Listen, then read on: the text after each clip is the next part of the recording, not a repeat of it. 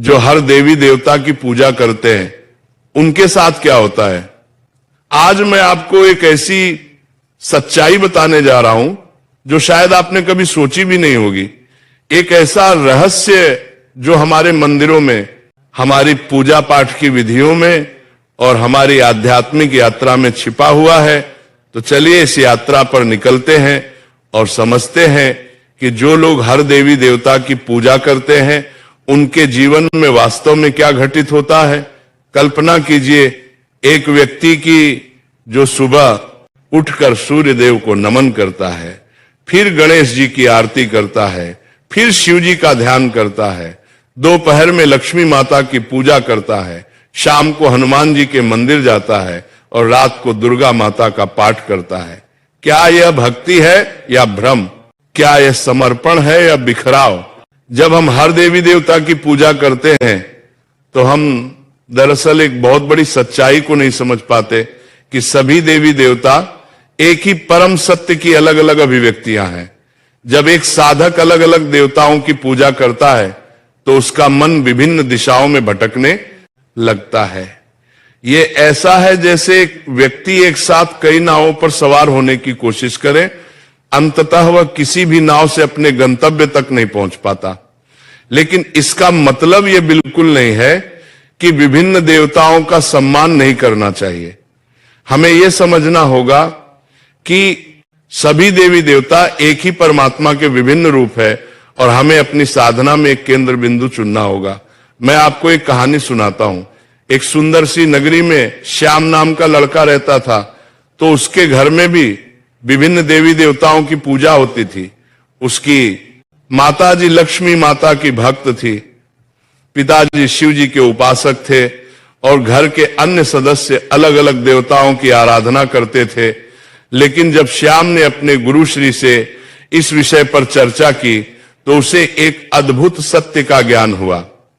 उसके गुरुदेव ने समझाया कि जैसे समुद्र में लहरें अलग अलग दिखती हैं लेकिन सभी एक ही पानी से बनी होती हैं, वैसे ही सभी देवी देवता एक ही परम चेतना की अलग अलग लहरें। जब एक व्यक्ति हर देवी देवता की पूजा करता है बिना इस गहरी समझ के, तो उसकी आध्यात्मिक ऊर्जा बढ़ जाती है।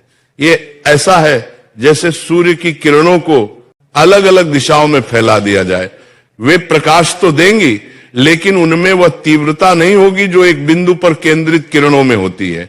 जब हम एक आवर्धक लेंस से सूर्य की किरणों को एक बिंदु पर केंद्रित करते हैं तो वे आग पैदा कर सकती हैं।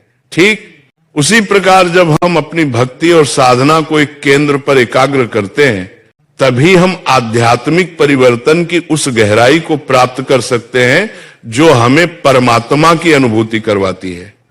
लेकिन यहां एक बहुत महत्वपूर्ण बात है जिसे समझना जरूरी है। सभी देवताओं के प्रति सम्मान और श्रद्धा होनी चाहिए, लेकिन साधना के लिए हमें एक इष्ट देव चुनना होगा। ये इष्ट देव हमारे लिए परमात्मा तक पहुंचने का माध्यम बनता है। जैसे एक पहाड़ की चोटी पर पहुंचने के लिए कई रास्ते हो सकते हैं, लेकिन हमें एक रास्ता चुनकर उस पर चलना होगा। ठीक वैसे ही आध्यात्मिक यात्रा में भी हमें एक मार्ग चुनना होता है। अब आप सोच रहे होंगे कि फिर उन लोगों का क्या जो हर देवी देवता की पूजा करते हैं। ऐसे लोगों के साथ कई चीजें होती हैं। पहली बात, उनका मन हमेशा चंचल रहता है, वे एक जगह स्थिर नहीं हो पाते। आज वे गणेश जी की भक्ति में लीन होते हैं, कल हनुमान जी की आराधना में, परसों दुर्गा माता के मंत्रों में। इस निरंतर बदलाव से उनकी आध्यात्मिक ऊर्जा कभी एक बिंदु पर केंद्रित नहीं हो पाती। यह ऐसा है जैसे एक किसान हर दिन एक नया बीज बोए लेकिन किसी एक पौधे को बढ़ने का समय ना दे, अंततः उसे कोई फसल नहीं मिलती। दूसरी बात जो है भक्ति की गुणवत्ता। जब हम अपनी भक्ति को कई दिशाओं में बांटते हैं तो हर दिशा में हमारी भक्ति की गहराई कम हो जाती है। मान लीजिए आपके पास प्रेम का एक निश्चित परिमाण है, अगर आप उसे 10 लोगों में बांटते हैं तो हर किसी को केवल दवा हिस्सा मिलता है। लेकिन अगर आप उसी प्रेम को एक व्यक्ति को देते हैं तो उसकी तीव्रता 10 गुना हो जाती है। आध्यात्मिकता में भी यही सिद्धांत लागू होता है। जब हम अपनी संपूर्ण भक्ति